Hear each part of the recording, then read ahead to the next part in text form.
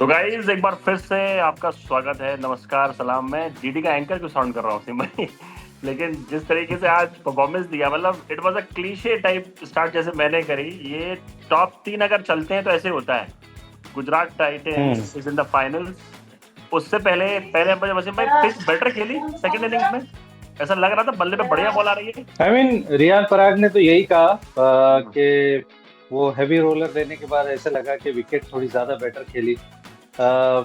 Overall I thought Gujarat ने कमाल का चेज किया है और वो पॉसिबल हुआ क्योंकि वो जिस तरह की स्टार्ट शुभमन गिल और साई सुदर्शन ने दिया। आई मीन शुभमन गिल तो मतलब अलग ही नजर आ रहे थे आज ही। Seriously. Kept his best for the second last game. और जो इनिंग खेली है कमाल कमाल की शुरुआत की है प्लेऑफ्स में, खास करके ऐसी इनिंग खेलना from a captain leading from the front has been outstanding. But I thought Rajasthan Royals, मुझे ऐसे लगा कि 15 रन शॉर्ट रह गए। जैसे उन्होंने इनिंग, आई मीन डोनोवन फरेना ने तो बहुत बढ़िया फिनिश की, but I thought Ravindra Jadeja थोड़ा सा वो मोमेंटम ब्रेक कर गए। उनसे थोड़े बड़े शॉट्स नहीं आए दूसरे एंड से, तो शायद 230 240 के आसपास अगर स्कोर होता तो शायद ये थोड़ा अपहिल टास्क होता गुजरात के लिए, क्योंकि गुजरात इससे पहले 210 रन भी काफी टाइम से चेस नहीं कर पाई थी उनकी टीम। हाँ हाँ। अ, तो आई थिंक अगर वो 15-20 रन और ज्यादा होते, क्योंकि आपको पता है कि विकेट इतनी अच्छी है, सीरियसली। और उसके अलावा आपको पता है कि उनके अगर टॉप ऑर्डर चल गया तो मतलब फिर वो बहुत काम आसान कर जाते हैं। तो आई जस्ट थॉट कि तो 15-20 रन शॉर्ट थे, but still I mean Gujarat को क्रेडिट देना होगा कि कमाल कमाल की ये मैच खेली है और प्लेऑफ्स में वापस से फिर एक बार फाइनल में पहुंच गई। बिल्कुल, विल बी ऑफिशियल हो गया अब आरसीबी वर्सेस जीटी। लेकिन शुभमन गिल पे बात करना वसीम भाई अलग से बनता है। शुभमन गिल हम्म। जब वर्ल्ड कप से ड्रॉप हुए थे, मुझे याद है एक प्रेस रिपोर्टर ने उनसे पूछा कि क्या सोच है आपकी, मतलब रिएक्शन क्या है पहला। तो उन्होंने बोला लाइफ में जिस समय मैं अभी राइट ना हूँ मैं उससे बड़ा खुश हूँ, और अगर मेरी किस्मत में होगा मुझे मिल जाएगा।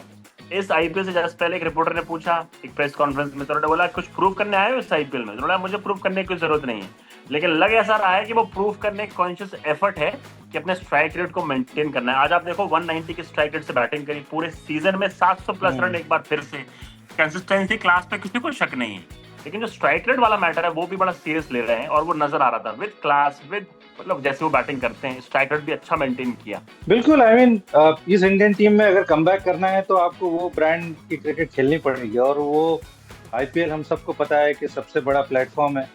यहीं से टीम पिक होती है। अगर यहाँ पर आप इस तरह की परफॉर्मेंस करते हो, आप टॉप 1 2 3 के अंदर हो, चाहे विकेट टेकर्स में चाहे रन बनाने वाले में, तो आपका नाम तो चलेगा। शुभमन गिल लास्ट ईयर भी सेकंड हाईएस्ट रन स्कोरर थे, इस सीजन भी मेरे ख्याल से सेकंड या थर्ड है अब। तो उन्होंने बिल्कुल ये दिखाया है कि भैया मेरे पे सवाल उठ रहे थे जब उनको वाइस कप्तान बनाया गया था, उतने रन नहीं बने, उस स्ट्राइक रेट से रन नहीं बने जो एक्सपेक्टेड था। सामने अभिषेक शर्मा थे, तो वो ऐसे लग रहा था कि उनको मैच नहीं कर पा रहे, but then he just like any other good player और class player, he went out and prove people wrong, और उन्होंने वो एक गियर बढ़ाया है। हम विराट कोहली के बारे में भी बात करते हैं, विराट कोहली के साथ ये थ्रू आउट द करियर हुआ है कि भैया उनके ऊपर भी सवाल उठते थे कि भैया 130 140 के स्ट्राइक रेट पे खेलते हैं, क्या वो 160 के स्ट्राइक रेट पे खेलेंगे। तो अपने करियर के 15वें 20वें साल में आके उन्होंने दिखाया कि हाँ मैं ये कर सकता हूँ, मैं तो स्पिन के आगे आके रन रेट बढ़ा सकता हूँ, मैं पावर प्ले में तेजी से खेल सकता हूँ, और उतने रन भी बना सकता हूँ, ऑरेंज कैप भी जीत सकता हूँ, और अपना स्ट्राइक रेट भी ऊपर ले जा सकता हूँ। तो just like him, Shubman Gill भी ऑल्सो, मुझे ऐसा लगता है कि उन्होंने भी प्रूव किया है कि नहीं, मेरे पास वो एक्स्ट्रा गियर है, और रन भी बना रहा हूँ, उतने स्ट्राइक रेट से रन बना रहा हूँ as a captain leading from the front. तो सारे मुझे लगता है कि बॉक्सेस टिक कर रहे हैं। अब एक बॉक्स टिक है करना बाकी है, वो है ट्रॉफी उठाना। अब वो संडे को पता चलेगा कि वो कर पाते हैं कि नहीं। सीरियसली। तो वैसे मैं अभी इनका जो करियर स्ट्राइक रेट में देख रहा हूँ शुभमन गिल का, T20 के लिए हिंदुस्तान के लिए वो 138 है। एंड वो जानते थे कि हम्म। यहाँ पर अगर मुझे वापसी करनी है, मतलब वो तो अब दूर की बात है, ऑब्वियसली अब आपको आईपीएल की बात कर रहे हैं। वैभव सूर्यवंशी की इनिंग पे आएंगे। पहली इनिंग में ऐसा लग रहा था कि पिच इतनी आसान नहीं है, but the way he adjusted कि, और आज फायर हो रही थी उनकी तरफ कि भैया हर तरीके से उनको टेस्ट किया जा रहा था कि इतनी आसान भी थी, इतना आसान नहीं था ना टाइम करना बॉल को, फिर भी लड़के ने क्या एडजस्ट किया। वसीम भाई क्या स्पेशल इनिंग खेली एक बार फिर से। नहीं, कमाल किया। और बहुत सामने से विकेटें गिर रही थी। यशस्वी जल्दी आउट हो गए, ध्रुव जोरेल आउट हो गए।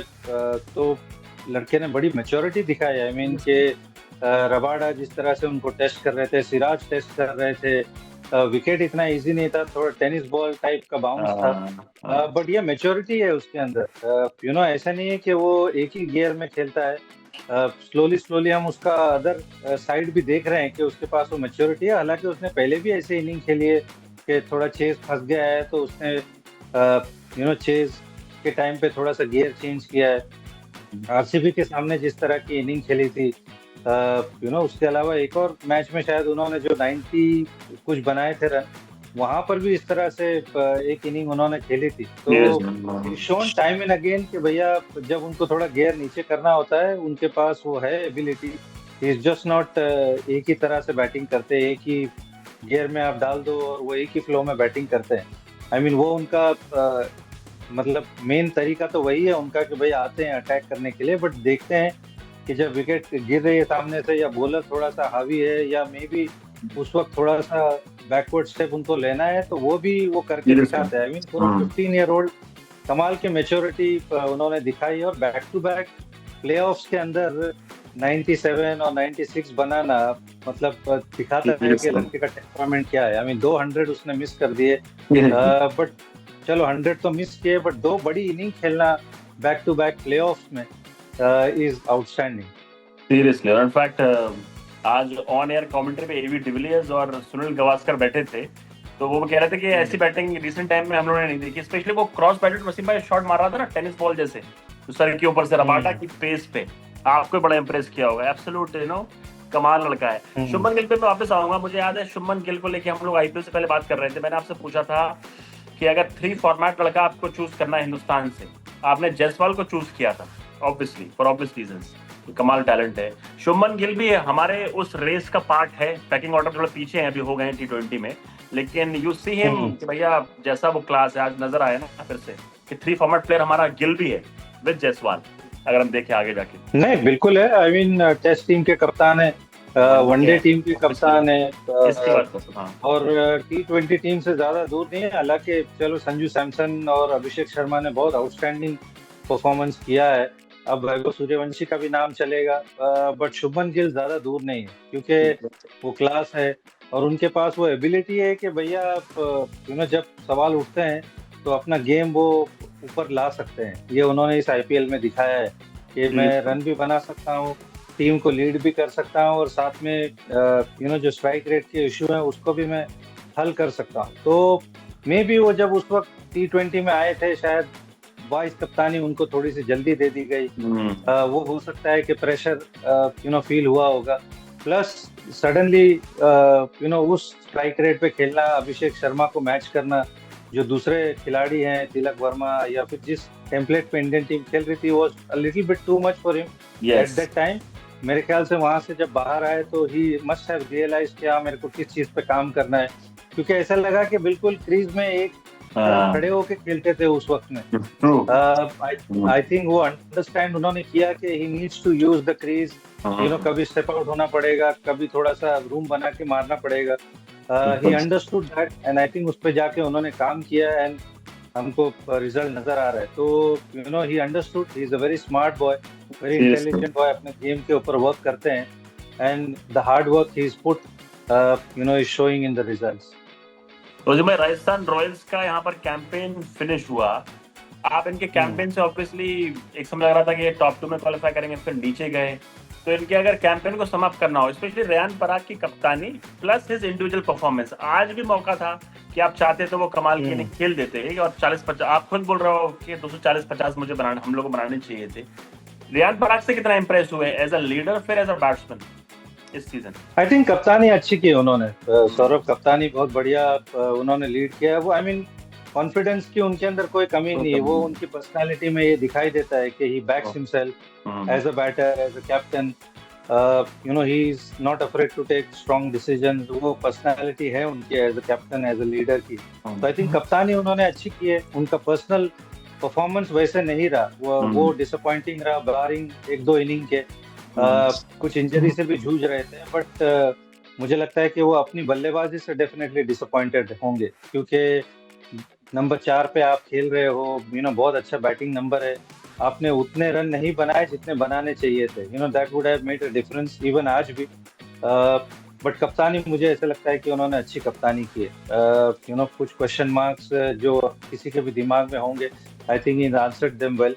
टीम को अच्छी तरह से लीड किया है, बैक किया है। आज भी मुझे ऐसा लगा कि batting first was a good decision, क्योंकि वो उनके लिए वर्क करता है। लास्ट मैच भी उन्होंने बैटिंग फर्स्ट किया था, टॉस हार के बैटिंग किया था, और आउट बैट कर दिया था। आज भी मुझे ऐसा लगा कि उनके पास अपॉर्चुनिटी थी, लेकिन वो अपॉर्चुनिटी लूज कर गए। वो जो बीच में विकेट चली गई, ध्रुव जोरेल आउट हो गए, यशस्वी का जल्दी आउट होना, रियान पराग का आउट हो जाना, शनाका नहीं चले। आई थॉट शनाका के लिए बहुत बढ़िया मौका था, बट बहुत सॉफ्ट डिसमिसल वो हो गया, तो उनको डोनोवन फरेरा को रोक के रखना पड़ा। तो थोड़ा सा बीच के ओवर्स में मुझे ऐसा लगा कि गड़बड़ कर गए, वरना आज भी लग तो ऐसे ही रहा था कि वो 240 250 आज भी बना सकते थे। बट ओवरऑल मुझे ऐसा लगता है कि राजस्थान का कैंपेन अच्छा रहा। आई मीन हमेशा ऐसे ही होता है, शुरुआत अच्छी होती है, फिर वो थोड़ा सा घिसल जाते हैं। बट इस बार बढ़िया क्रिकेट खेली। Even back end of the game tournament में, जब मस्ट विन गेम्स थे वहां पे उन्होंने डिलीवर किया। एसआरएच जैसी स्ट्रॉन्ग टीम को हराया। आज थोड़े से रन के लिए कमी पड़ गई, बट मुझे लगता है कि एक सक्सेसफुल सीजन माना जाएगा। और वैभव सूर्यवंशी तो I mean has been the find of the season, not just for Rajasthan but for the Indian cricket. मुझे ऐसा लगता है is been a find of the season. अब नए ओनर आए हैं वसीम भाई, इनके लक्ष्मी निवास मित्तल साहब स्टैंड में बैठे हुए हैं, वो स्टील किंग बोलते हैं। मुझे लग रहा है वो लेके जा रहे हैं उसको, बेटा तू लंदन रहे मेरे साथ लंदन में, इससे पहले तुझे कोई और पोच कर ले। लेकिन जैसे हम लोग बात कर चुके हैं, आई डोंट थिंक सो वो इतने फुलिश इनफ है राजस्थान रॉयल्स के उनको ऑप्शन में डालेंगे, ये हम लोग कल बात कर ही चुके हैं। अब जीटी पे आते हैं, जीटी वर्सेस आरसीबी फिनाले, हल्का उस पर बात कर लेते हैं। जीटी ने, आपने लगातार कंसिस्टेंटली बोला है इनके टॉप 3 चलेंगे अगर, तो फिर इनसे आप मुश्किल है इनसे जीतना। इनकी बॉलिंग कमाल है, रबाडा कमाल फॉर्म में, सिराज ने बहुत सी बॉलिंग करी, अच्छे पेस जनरेट कर रहे थे। Rashid is a worrying sign, 2 over 45 run. और वो राशिद ने खुद बोला कि यार मेरी बैक सर्जरी के बाद मैं जल्दबाजी कर बैठा, फालतू में इंटरनेशनल क्रिकेट मैंने खेल लिया। तो वो जो रिप है, हर बॉल अपने पैर के पास पटक लेना। फाइनल से पहले वसीम भाई राशिद खान की लग रहा है ना, ही इज नॉट हिमसेल्फ। पूरे सीजन में अप एंड डाउन रहा उनका, अच्छे कभी डाउन, इनकंसिस्टेंट रहे राशिद। वैसे राशिद नहीं नजर आ रहे, हम ये बात तो काफी टाइम से कर रहे हैं। लास्ट 2 सीजन वैसे नहीं रहा है। आज भी सिर्फ 2 ओवर कराया, ये राशिद के साथ होता नहीं है, बहुत कम होता है। बट अभी बहुत इनकंसिस्टेंट, जब डाल रहे थे तो बहुत अच्छा डाल रहे थे, बट जिस दिन नहीं गिरती है तो बहुत मार पड़ती है। तो वो एक वरी है विदाउट अ डाउट। आज उन्होंने साई किशोर को खिलाया, बट एक भी ओवर नहीं दिया, विच इज अंडरस्टैंडेबल, क्योंकि सामने वैभव सूर्यवंशी थे, रविंद्र जडेजा थे, सारे लेफ्ट हैंडर्स भी बैटिंग कर रहे थे, तो वो अंडरस्टैंडेबल था। बट राशिद को थोड़ा सा फाइनल में दिखाना पड़ेगा अपना जलवा थोड़ा सा, क्योंकि अहमदाबाद की विकेट बहुत बढ़िया होती है, वहाँ राशिद का कंट्रीब्यूशन बहुत जरूरी होगा। और आई मीन अब अहमदाबाद में फाइनल है, तो गुजरात मुझे ऐसा लगता है कि डेंजर टीम हो गई है। क्योंकि वो अपनी नॉन टेरिटरी में आ गई है। वहाँ पे क्राउड का भी सपोर्ट होगा, इवन तो आरसीबी का भी बहुत सपोर्ट होगा, बट ये टेरिटरी को जानते हैं कि यहाँ पे किस तरह की क्रिकेट खेलनी है। तो मुझे लगता है कि थोड़ा सा इवन स्टीवंस हो गया है, क्योंकि आरसीबी बढ़िया क्रिकेट खेल रही है, गुजरात अपने होम ग्राउंड पे आई है, बहुत स्ट्रॉन्ग परफॉर्मेंस करके आई है, तो लगता है कि बहुत तगड़ा फाइनल होने वाला है। और टॉप 2 टीम थी टेबल में, डिजर्विंग टीम पहुंची है फाइनल में। 1 वर्सेस 2 ही हो रहा है, 1 वर्सेस 2 हो रहा है। तो वसीम भाई आपको अगर पिक करना हो, which team you are backing for the finals? RCB बोल दो। नहीं, आरसीबी तो है ही। आरसीबी ओवरऑल जैसी क्रिकेट खेल रही है, बहुत डेप्थ है, बैटिंग में डेप्थ है, बॉलिंग भी अच्छी है उनकी, तो ओवरऑल तो आरसीबी है। बट मुझे लगता है कि गुजरात अपने होम ग्राउंड पे खेल रही है, और यहाँ की कंडीशंस इनको बहुत पता है, जिस तरह से ये खेलते हैं। तो आई थिंक अपनी टेरिटरी में आने के बाद गुजरात थोड़ी सी डेंजरस टीम हो गई है, तो it is not going to be an easy walk for RCB for the second title. I think Gujarat Titans will give them a run for the money. तो कोई इजी कोई विनर पिक करना बड़ा मुश्किल है। गुजरात अहमदाबाद पे मुझे ऐसा लगता है कि they will give a tough game to RCB. और सेम फिलॉसफी होनी चाहिए आई थिंक दोनों कैप्टन की। पहले अगर टॉस जीत गया कोई भी तो पहले बैट आउट करो। पहले बैटिंग करना बड़े मैचेस में सही रहता है ना, big pressure matches. I think so. I think अगर विकेट अच्छा है तो व्हाई नॉट, क्योंकि इंडिया वर्ल्ड कप वैसे ही जीती है वहां पर। लास्ट ईयर आरसीबी ने पहले बैटिंग करके, मतलब इवन तो वो टॉस हार गए थे, बट पहले बैटिंग करके ही फाइनल जीता था। और गुजरात, हमने ये भी बोला था, क्योंकि आज भी जो टॉस में झमेला हुआ, दूसरी दो बार टॉस हुए सीरियसली। तो मुझे लगा कि मैच रेफरी की गलती है, क्योंकि वो प्लेयर समझ आ रहा था कि रियान पराग ने हेड बोला और उन्होंने सुना नहीं, और वो टॉस शुभमन ने जीता था। But I think Shubman won't be complaining ना, वो उसको सीरियसली अगर आज उल्टा हो जाता है। हाँ, तो शुभमन भी पहले बैटिंग करने वाले थे, लेकिन इवेंचुअली वो अच्छा हो गया उनके लिए। बट आई फील के गुजरात के लिए हमने लास्ट टाइम भी बोला था कि पहले बैटिंग करना उनके लिए बेटर होगा, कि लेस प्रेशर हो उनकी बैटिंग पे, वरना चेस करने में अगर 2-3 विकेट गिर जाती है, अगर आज भी गिर जाती तो मुश्किल हो जाता।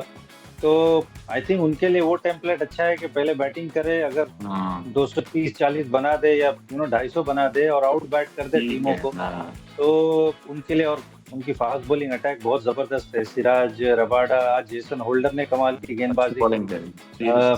हो सकता है कि आपको वहां पे अरशद खेलता हुआ नजर आए। तो आई थिंक ओवरऑल, जैसे मैंने कहा कि वो अपनी कंडीशन थोड़ा बेटर जानते हैं, तो देखना होगा। आई मीन कड़ाके का फाइनल देखने को मिलेगा। Seriously well deserving team top 2। और आपने टॉस के में बात करी, I think blessing in disguise हो गया। ऑन एयर शास्त्री साहब भी आज बोल रहे थे कि एमएस धोनी जब टॉस, याद है 2011 वर्ल्ड कप फाइनल में भी ऐसे हुआ था, 2 बार टॉस हुआ था। बिल्कुल। तो धोनी वाज लाइक फ्यूरियस कि यार मुझे टॉस जीतना चाहिए था। फिर धोनी शायद वही पहले वो चेज नहीं करते, जैसे इंडिया चेज अल्टीमेटली करा और उन्होंने 90 मार दी। आज शुभमन गिल भी कंप्लेन नहीं करेंगे। अब आते हैं मैन ऑफ द टूर्नामेंट पे। मैन ऑफ टूर्नामेंट का आपसे मतलब मुझे लग रहा है कि आपसे डिस्कस करना चाहता हूं मैं कि अगर जीटी जीत गए मान लीजिए और आरसीबी अलग अलग पिक करते हैं, अगर जीटी जीत गए, don't you think Kagiso Rabada deserves purple cap इसके पास है? और जैसे रबाडा ने पूरे सीजन करी है, अगर आपको पिक करना man of the tournament right now, किसको पिक करोगे आप फ्रॉम बोथ द टीम? चलिए, आई मीन दोनों बहुत ही बढ़िया चॉइस है मेरे हिसाब से। कागिसो रबाडा भी डेफिनेटली कैंडिडेट है। शुभमन गिल अगर उस फाइनल में अच्छे इनिंग खेलते हैं, वो भी हो जाएगा। सही बात है। तो वो भी हो सकते हैं। इवन साई सुदर्शन भी, क्योंकि उनका भी बड़ा बम्पर सीजन गया, बैक टू बैक बहुत कमाल का सीजन जा रहा है उनका। विराट कोहली अगर वो फाइनल में कोई धमाकेदार इनिंग खेल जाते हैं, इवन रजत पाटीदार को वो खेलते हैं, भूवी भी वो लिस्ट के अंदर है, पर्पल कैप की लिस्ट में। तो ये सारे प्लेयर्स, मुझे ऐसा लगता है कि अगर जिसका भी फाइनल अच्छा जाता है और जो टीम जीतती है, they could be man of the tournament. I mean Vaibhav Suryavanshi अगर फाइनल खेलते तो शायद वो भी कैंडिडेट होते हैं, क्योंकि 15 साल का लड़का 700 रन बना रहा है। अरे एक अवार्ड तो मिल गया उसमें, उसे इमर्जिंग प्लेयर तो मिल ही जाएगा उसको। आप किसको देंगे इमर्जिंग प्लेयर? तो उसी का अवार्ड तो वो तो मतलब कोई मैच ही नहीं कोई उसके आसपास भी नहीं है। आई मीन वो 19-20 भी नहीं है, मुझे लगता है 10-20 का फासला है वो। बट अगर आरआर फाइनल खेल रही होती तो वैभव सूर्यवंशी भी एक कैंडिडेट होता। तो मुझे ऐसा लग रहा था कि ये शायद वैभव सूर्यवंशी का साल हो, क्योंकि जैसे संजू सैमसन क्वार्टर, सेमी और फाइनल में रन बनाए, मुझे ऐसा लग रहा था कि शायद वैभव सूर्यवंशी शायद वो एम्यूलेट कर जाएंगे, क्योंकि 2 90s उन्होंने भी मारे थे, 2 90s संजू सैमसन ने भी मारे थे। तो बिल्कुल ऐसा लग रहा था कि आइडेंटिकल चीजें हो रही है, बट वो हुआ नहीं। बट आई फील कि शुभमन गिल, कागिसो रबाडा और इवन भूवी और विराट, अगर जो भी फाइनल में अच्छा करता है और उनकी टीम जीतती है, तो दावेदार हैं वो मैन ऑफ द टूर्नामेंट के। Seriously cracker of a final होगा। और बिफोर वी एंड दिस, इसको रैप करने से पहले वसीम भाई, आज कुछ विकेट गिरे जो आपने पहले बोला भी था। ऋषभ पंत का विकेट गिर गया आज एज अ कैप्टन। जी ऋषभ पंत, और बाकायदा एलएसजी ने एक स्टेटमेंट जारी किया कि देखो भाई, ऋषभ पंत ने बोला है कि हमें अपनी ड्यूटी से रिलीव किया जाए। फिर टॉम मूडी का भी स्टेटमेंट आया मुझे थोड़ा सा उल्टा लग रहा है, मुझे लग रहा है कि आई don't think so Rishabh Pant ने बोला होगा, एलएसजी वालों ने बोला भाई साहब थोड़े से हम लोग को फ्री करो। लेकिन आप क्या देखते हैं, आपने पहले ही बोला था Rishabh Pant should focus on his batting, और अब फाइनली उनको वही मिल गया है, अब वो एज अ बैटर खेलेंगे एलएसजी में, जो आप लगातार एडवोकेट कर रहे थे कि Rishabh Pant should not captain LSG, हो गया आज में। नहीं, आई थिंक अच्छा डिसीजन है, चाहे फ्रेंचाइज ने उनसे किसी ने बात भी लिया की हो या उनका True. अपना डिसीजन है, I think it's decision in the right direction. क्योंकि वो टेम्परामेंट उनका नहीं है एज अ कैप्टन, क्योंकि आप विकेट कीपिंग भी कर रहे हो, प्लस आपका आई मीन आप इतने रिएक्टिव हो, आप इतने इम्पल्सिव हो, आप रिएक्शन दे जाते हो ऋषभ पंत। तो एक कप्तान को थोड़ा सा मुझे लगता है कि अपने इमोशंस थोड़े कंट्रोल में रखने चाहिए। ये ऋषभ पंत की गलती नहीं है, उनका नेचर है, वो बैटिंग भी इसी तरह से करते हैं, and is a bumper bumper player, क्योंकि वो जिस तरह की इनिंग्स खेलते हैं सबको अमेज कर जाते हैं, और इतने छोटे से करियर में हमने कमाल की इनिंग्स देखी उनकी। तो आई जस्ट फील कि कप्तानी का भार उन पे नहीं होना चाहिए, क्योंकि वो चीज ही नीड्स टू एक्सेप्ट कि मैं नहीं कर पाता हूँ जैसे चाहिए, वैसे जो चीजें चाहिए होती है कप्तान के अंदर मे भी वो मैं नहीं कर पाता हूँ, वो वैसे प्लानिंग शायद नहीं कर पाते हैं, या प्लेयर्स को जिस तरह से हैंडल करना होता है, या कभी चीजें अच्छी नहीं चल रही होती है तो कैसे रिएक्शंस देने चाहिए एज ए लीडर, वो उस चीज में थोड़ा सा स्ट्रगल करते हैं। तो देयर इज नथिंग रॉन्ग कि भैया आप एक्सेप्ट कर लो कि हाँ नहीं मैं एज ए प्लेयर खेलूंगा, क्योंकि उससे उनकी बैटिंग भी अफेक्ट होती है ना, बैटिंग उनके उतने रन नहीं बन रहे, उन्होंने अपने नंबर भी ऊपर से नीचे कर लिए, पहले ओपन भी किया, 3 भी किया, 4 भी किया, 5 भी किया, तो आई just feel it's a good decision and it's in the right direction. जो भी कप्तानी करेगा प्रोबेबली एडन मार्करम या मिचेल मार्श, जो भी है, आई थिंक वो अपनी कंट्री के लिए कर चुके हैं। एडन मार्करम खास करके मुझे ऐसा लगता है कि बहुत साउंड टेम्परामेंट है, बहुत अच्छी कप्तानी करते हैं, और उसके अलावा अगर वो किसी और को भी चुनते हैं तो I don't know, but I think Rishabh Pant के लिए ये अच्छा डिसीजन है। तो आपने एक वर्ड यूज किया, काम होना बड़ा जरूरी है एज अ कैप्टन। आपने मुंबई करियर में इतना लंबा और इंडिया करियर में आपके फेवरेट कैप्टन कौन सा, सबसे काम थे अंडर प्रेशर आपके पूरे इस करियर में? मुंबई का कैप्टन को पिक करो और फिर इंडिया से, वसीम भाई आपने मुंबई के लिए तो आई मीन सबसे इंप्रेसिव कैप्टन आप जिसको आपने देखा हो, लगा कि यार ये कैप्टन अच्छा था? बहुत सारे थे, मैं जानता हूँ आपके इतने बड़े करियर में, पर मुंबई का सबसे अच्छा मैं रवि शास्त्री के बारे में बहुत सुना है सौरभ के, मैं कप्तानी में उनके खेला नहीं हूँ, बट उनके बारे में सुना बहुत है कि वो बहुत बढ़िया कप्तान थे। जितने यंगस्टर्स उनके अंडर में खेले, they all have very nice thing to say, क्योंकि बहुत कॉन्फिडेंस देते थे, बड़ा उनका जो अपीयरेंस था और उनका जो क्या बोलते हैं, बड़े इंटिमिडेटिंग फिगर थे for the opposition and even for the players in the team also. तो he used to lead from the front. Unfortunately मैं उनके अंडर खेल नहीं पाया, उनको वो नहीं कर पाया, but he was one of the leader. I heard some great stories कि Ravi Shastri was an outstanding leader who couldn't lead India for long. तो वो एक हैं without a doubt. Indian team में मैं कहूँगा Saurav was one of them, कि उसने इंडियन टीम को बनाया, काफी यंगस्टर्स को लेके, क्योंकि इंडियन क्रिकेट बड़ा टफ टाइम से गुजर रहा था, जहाँ से उन्होंने टीम को बिल्ड किया, and then India started to play well. India started to play well outside India. Then obviously Dhoni came. Dhoni, जो काम और composed रहने की बात है, तो Dhoni is the ideal person. जितनी ट्रॉफीज उन्होंने जीती है, but I thought कि सौरभ ने जो टीम बनाई है, वो उससे इंडियन क्रिकेट बहुत ऊपर गया है। जो 2000 के बाद से उन्होंने जो लीड किया, 2005 या 6 तक जो उन्होंने लीड किया इंडियन टीम को, बहुत बड़े बड़े खिलाड़ी दिए, और बहुत बड़े खिलाड़ियों को और राइट टैलेंट को उन्होंने बैक किया। तो आई जस्ट फील कि ये दो लोग थोड़ा सा स्टैंड आउट होते हैं। I mean M S Dhoni है, रोहित शर्मा भी जितनी ट्रॉफीज उन्होंने जीती, बट आई थिंक ये these two guys stand out. IPL जब चल रहा था वसीम भाई, आपने बोला था कि बेस्ट रहेगा मुंबई इंडियंस के लिए रोहित शर्मा को ट्राई कर लें एज अ कैप्टन, अगर सोच रहे हैं वो करने के लिए। मुझे याद है अभी ऐसी बातें आ रही है कि हार्दिक पांड्या से they are about to part ways. Best captain का ऑप्शन क्या होगा मुंबई इंडियंस के लिए करंट स्क्वाड में? I think Surya could be one of them. Could be one of them. Rohit के पास मुझे लगता है कि जाना would be a backward step, क्योंकि एज भी हो गई है उनकी, और I don't think Rohit will be so seriously. कि at this stage of his career के वापस से क्या वो इतना प्रेशर लेना चाहते हैं, जहाँ पर आपकी फ्रेंचाइज 6 साल एक भी ट्रॉफी नहीं जीती है, क्या वो इतना प्रेशर लेना चाहेंगे? क्योंकि कप्तानी करना आईपीएल में बड़ा बड़ा वो काम है, बड़ा डिफिकल्ट काम है, बहुत स्ट्रेसफुल काम है, और प्लस उनकी यंग फैमिली है, तो would he like to do it? मुझे लगता है Surya would be the right guy, I mean at this stage, क्योंकि इंडिया के कप्तान रह चुके हैं, इंडिया के ट्रॉफी जिता चुके हैं। आई थिंक थोड़ी सी मैन मैनेजमेंट भी उनकी बेटर है, तो I feel at this stage of time Surya would be the right man मेरे हिसाब से। चलिए, सूर्य कुमार यादव। अब वसीम भाई, जो भी हो, लाइक 31 तारीख को आरसीबी वर्सेस जीटी, आप अगर एक प्लेयर पिक कर रहे हो पूरे टूर्नामेंट से जिसने आपको वैभव के अलावा सबसे ज्यादा इम्प्रेस किया, एक यंग ले लो, एक वो ले लो, लाइक एक इमर्जिंग प्लेयर में से और एक उसमें से, कंप्लीट पैकेज, सब कुछ इस पूरे टूर्नामेंट में पिक किया, और फेवरेट परफॉर्मर 2 प्लेयर ले सकते हो आप, एक यंगस्टर अनकैप्ड और एक कैप्ड जिसने वसीम जाफर को इम्प्रेस किया।